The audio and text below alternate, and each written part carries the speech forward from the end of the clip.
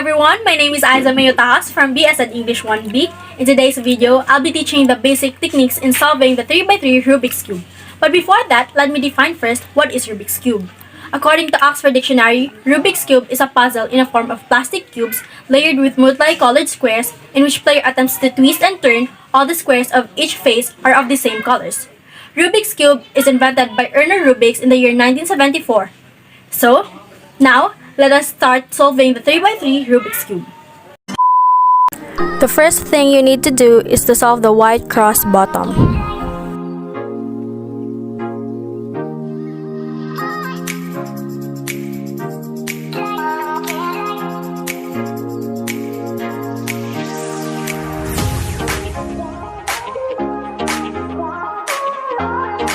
After solving it, make sure to align its edges with the right colored center on each side.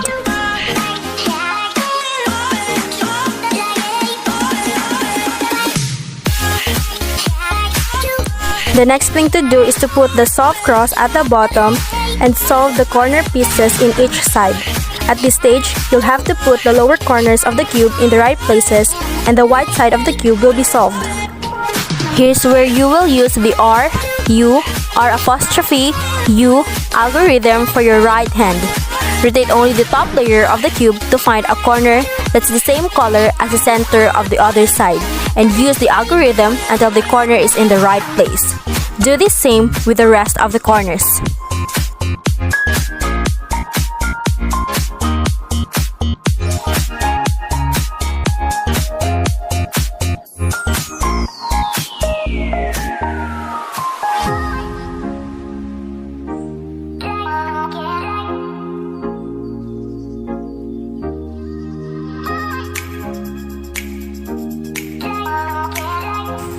Then, solve the yellow edges on the top layer.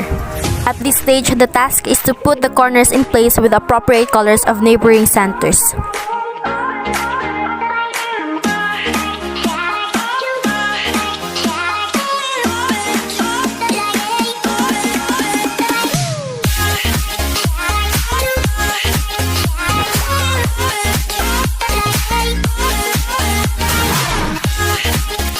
After solving the yellow top, you are now reaching this final step in which all the pieces are on the right spot.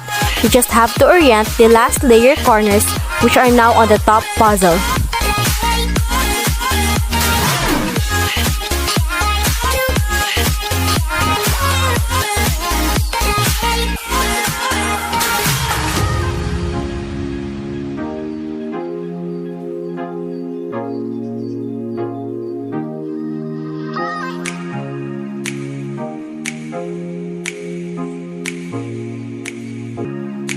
Finally, you are now done solving 3x3 Rubik's Cube.